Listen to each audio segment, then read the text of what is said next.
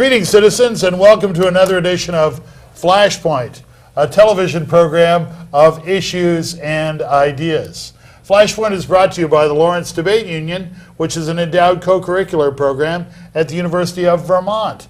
And it's a program that trains UVM students in the arts and skills of debating and then has them debate competitively against other students and schools from around the country and around the world. In fact, over the break, we competed in Thailand and Malaysia for the longest debate trip in the 109-year history of Vermont debate. But it's all about coming back home, and we're bringing it back home today on Flashpoint.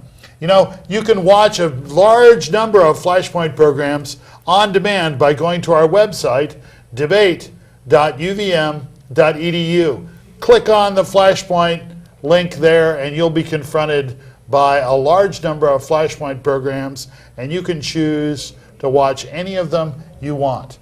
And you can even put them on pause while you make yourself a sandwich. But we're also very proud to be shown 3 times a week on Vermont Community Action Media's channel, Channel 15, here in Burlington, Vermont.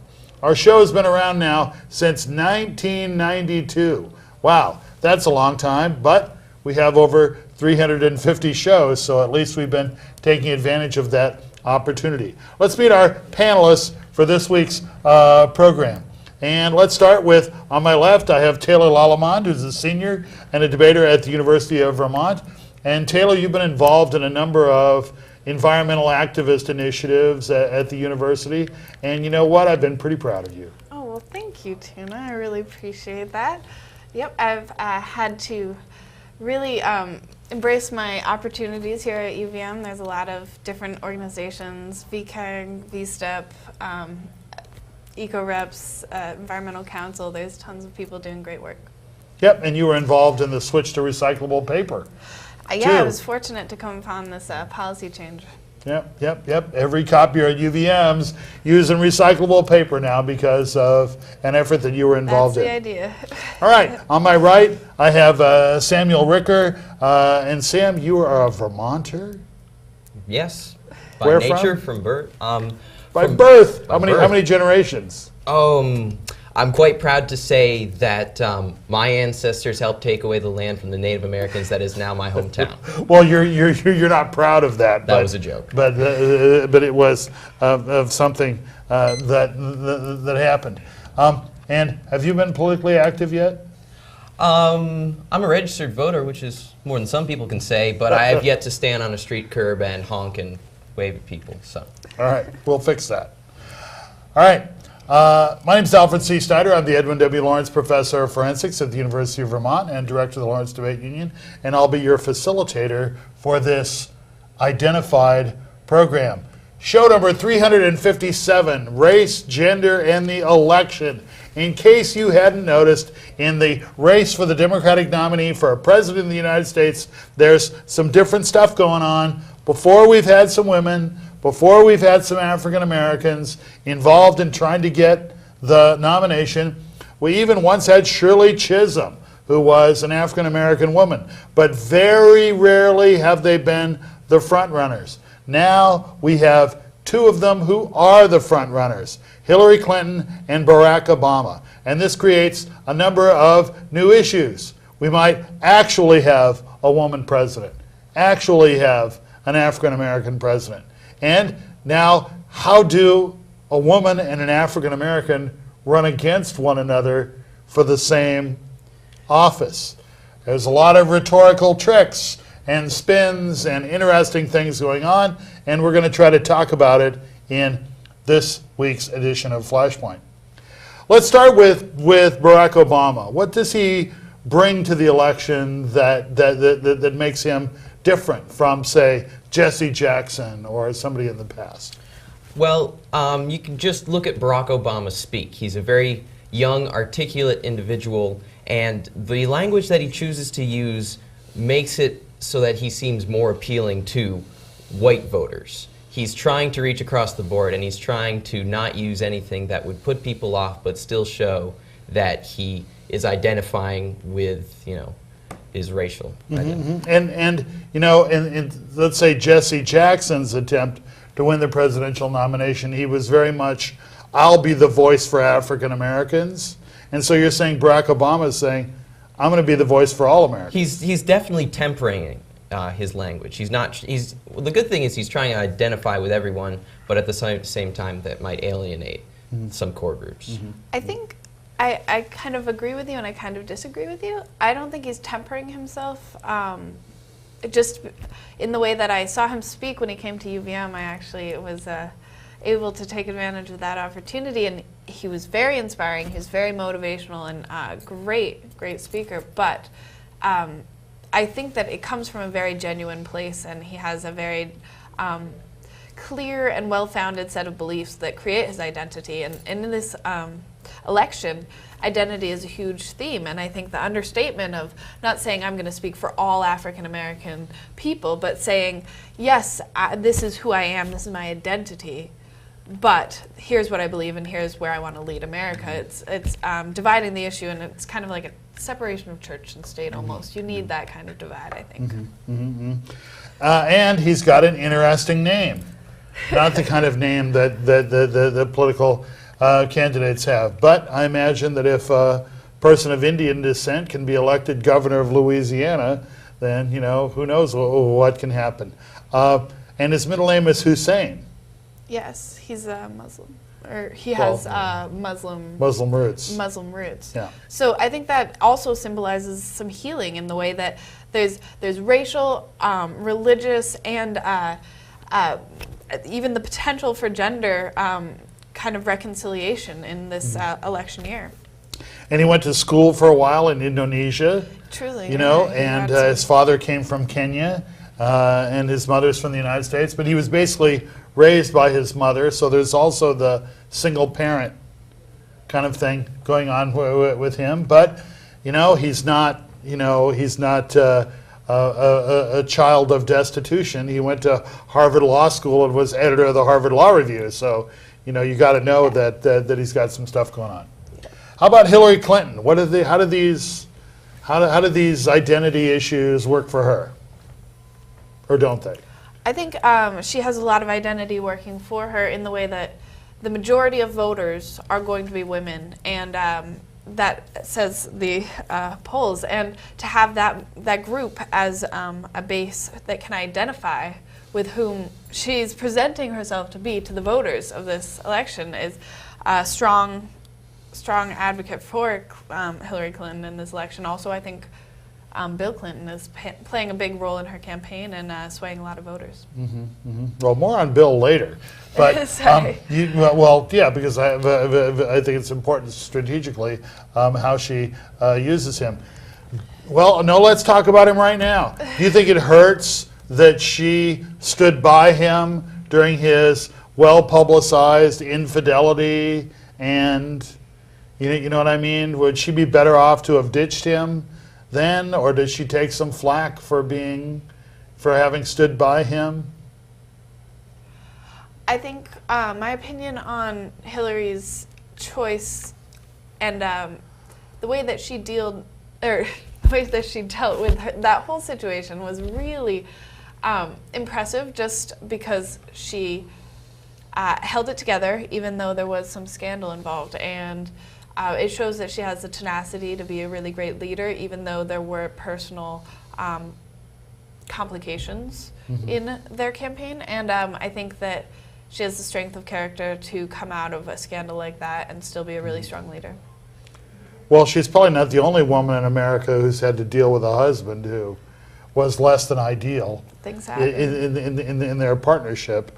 And I remember watching her in a nationally telecast interview with Bill sitting there saying, I'm not going to be, like, stand by my man all the time. I'm not going to be that way. But then she was that way.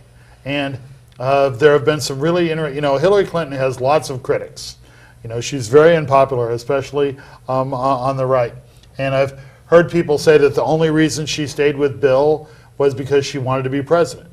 And so she needed to stay with Bill. And so who would put up with a cheating husband because you want to be president? That's a bad thing.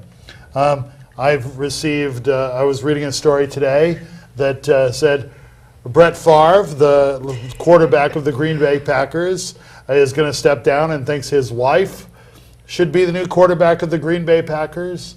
And if you don't like that argument, then why would you support Hillary Clinton? Because she's Bill Clinton's wife, which was kind of another difficult thing. And then it was, Hillary Clinton wants to do to the country what Bill did to Monica Lewinsky, is another slogan that I've seen from the right. So there are she's got a lot of negatives. Yeah, their relationship, I think, brings a lot of negative to her campaign, but it's always complicated, I'd say. I don't know. I think despite the previous situation, the situation that we're in now is Bill Clinton is, he has to be loyal to his wife. He has to endorse her, otherwise he's appearing unfaithful. And the draw of an ex-president to anyone's campaign, to speeches and rallies, is automatically going to drum up more support. So I'd say, in the resolution to this situation, I think it's working out pretty well for Hillary in the position she's in. Yeah, I mean, Bill Clinton is really popular, especially among the Democratic base. They remember that he was president for 8 years and things went pretty well.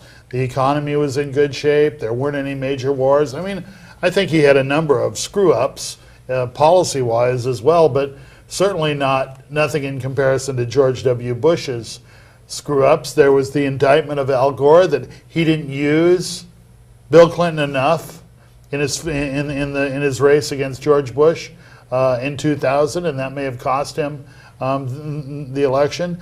John Kerry didn't use Bill Clinton enough and lost to George Bush. And one of the other reasons why I've heard theorized that Kerry lost is, there was a gender gap and women were voting Democratic. And then after 9/11, women became very concerned about security, which had not been a big issue for them before. And so a lot of women voted for George Bush because of that. Now Hillary responds to that by being a little more hawkish than Barack Obama, on being a little tougher about who she'll talk to and what her schedule for withdrawal is. And she voted for the war amendment, the war resolution, and Barack Obama didn't.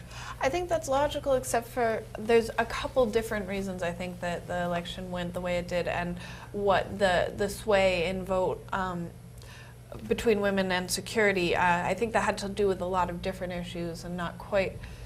It doesn't quite define what we're looking for, I think, this year as far as voters and security. But the candidates are strong in that way, and I think you're right to bring up the economy, because this is definitely going to be a juicy issue in all of our candidates' campaigns, just because the economy right now, 2 points were lost in our markets, both the NASDAQ and 2%. 2%, and it's actually. I don't want to tell you how much money I lost in my retirement account. I don't. In just a few weeks. Okay, go ahead. I can hardly believe it. It hurts. No, it really does. It's actually consumer spending was down the most in 7 years in December, and 0.4 of a point doesn't seem like a lot, but it's telling of what we have in store coming up in this quasi-recession we're in. Are you surprised that the war is not a bigger issue?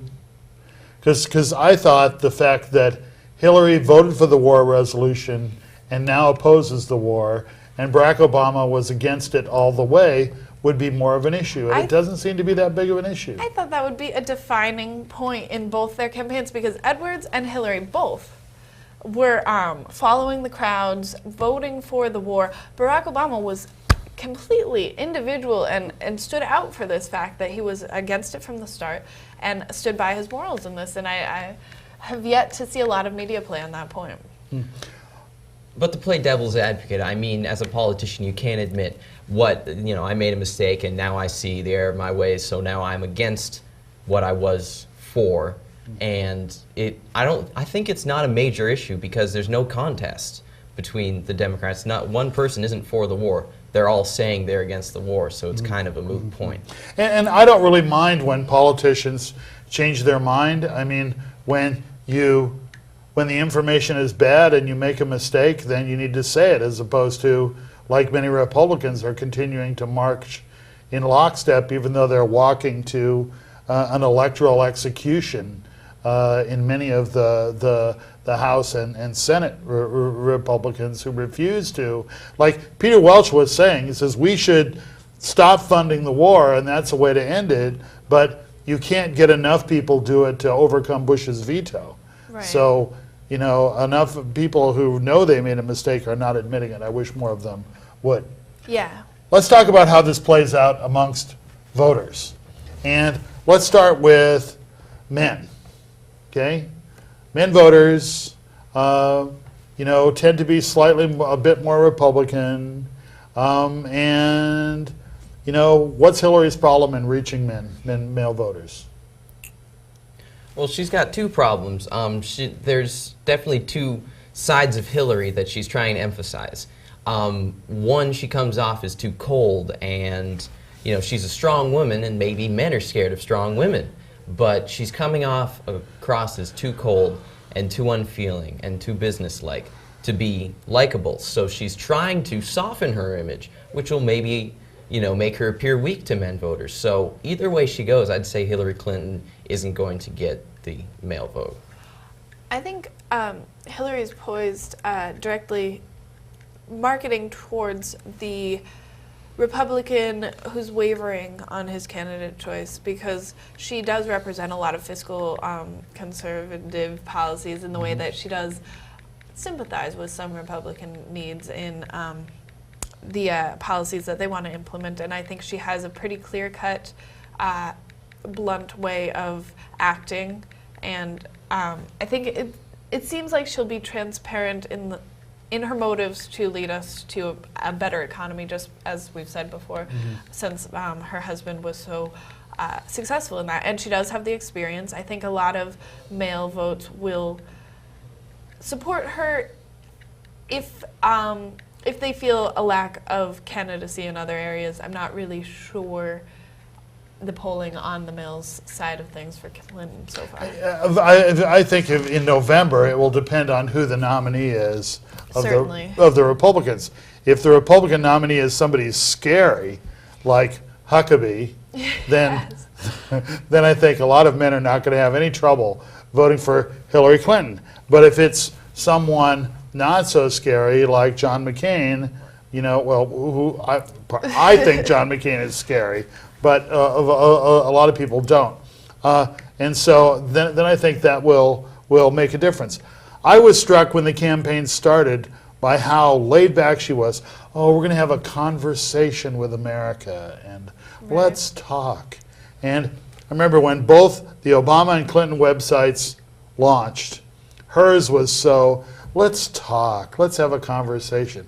And his was, you know, strong, public speaking, oratory, we need to be a united America, we need to be, you know, he was very forceful. I agree, and I think his mantra of change, and this is a time for change, and we need to be revolutionary about things, has really become the mantra of the whole campaign as of right now, at least for the Democratic Everybody's side. stolen his line. Exactly. Yeah, and now Hillary's got ready for change, ready to lead, where it used to be just ready to lead.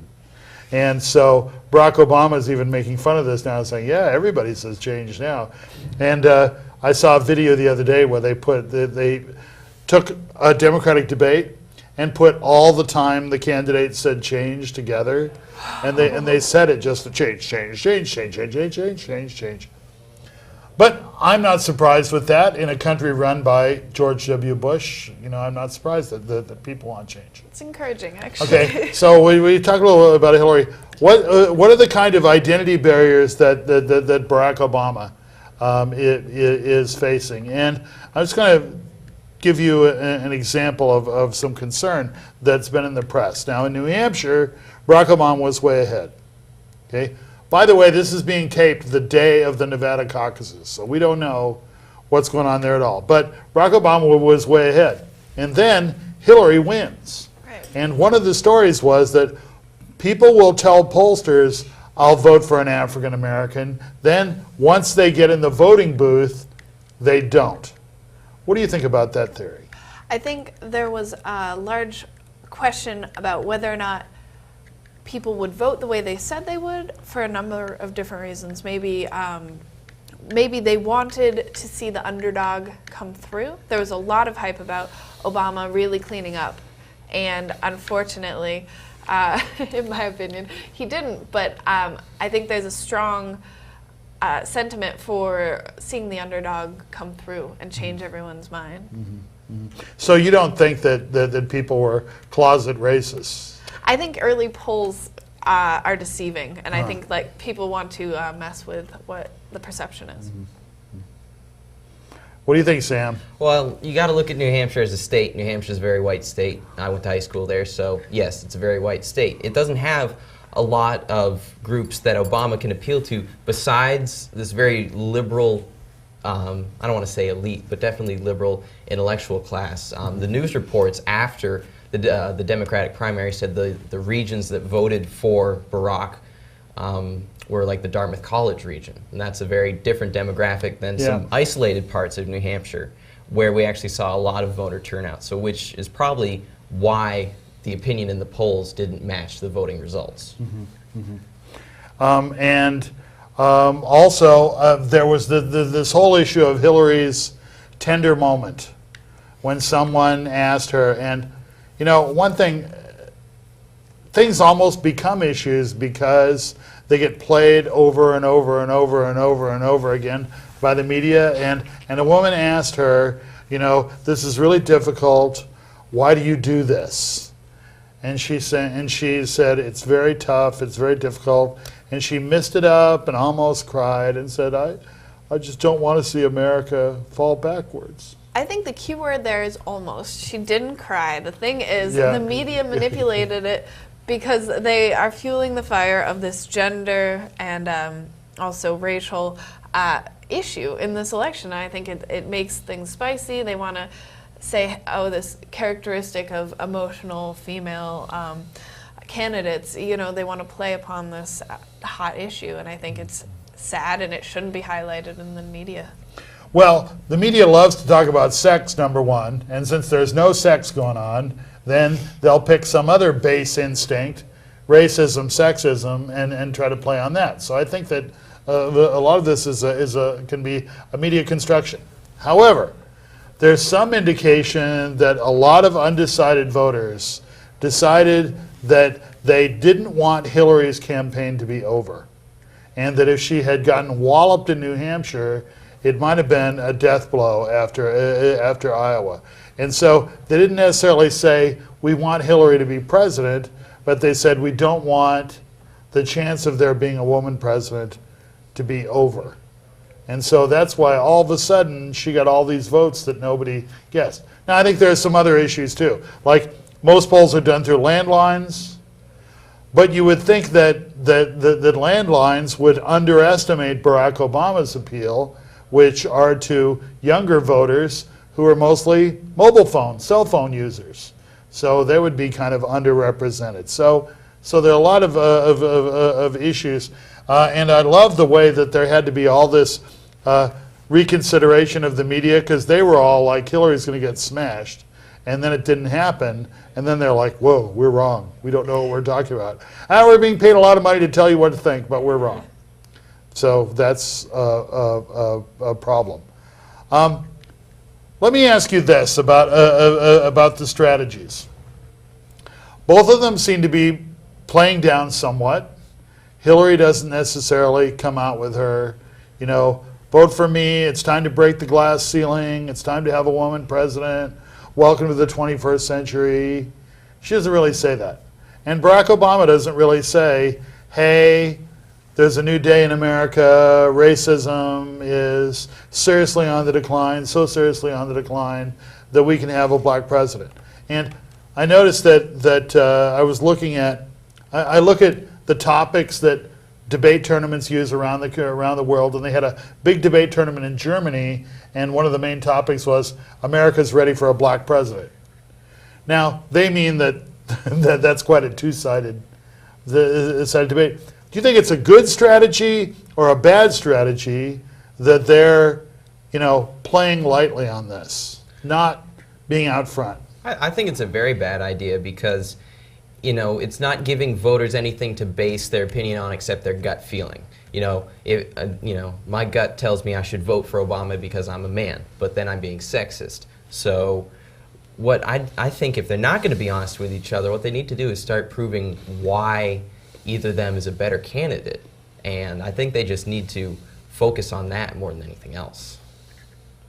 I think basing solely their campaign on these issues of gender and ethnicity just seem like putting your eggs all in one basket, first of all. And second of all, there's such contentious topics for everyone in society today that it seems like isolating someone. You don't want to isolate the women voters, the majority, as we've said, and also the ethnic diversity that Obama represents is important in the way that it needs to be addressed as a part of his identity, but not as if he is speaking for everyone. And the same goes for Hillary. I think she would like to symbolize a healing between the genders in our nation, but does not want the responsibility of having her campaign and her actions labeled capital F female. Mm-hmm. Mm-hmm. Mm-hmm. Well, one of the criticisms I've heard is that whenever Hillary is criticized too much, she plays the victim, right? Oh, they're picking on me, and poor little me. And I know columnist Camille Paglia, somebody else I don't particularly like, has said that this is exactly what women need to get away from. This, I'm the victim, poor little old me. And she thinks that Hillary actually sets women's rights back when she does that, and I think that tearful, almost tearful moment, might have been sort of an example of that. What do you think?